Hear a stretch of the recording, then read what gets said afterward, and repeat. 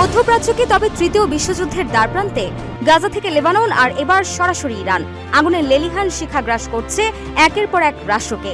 ঠিক এই মুহূর্তে এক হুঁশিয়ারি বার্তা দিলেন তুরস্কের প্রেসিডেন্ট রিসেপ তাইয়েপ এরদোয়ান।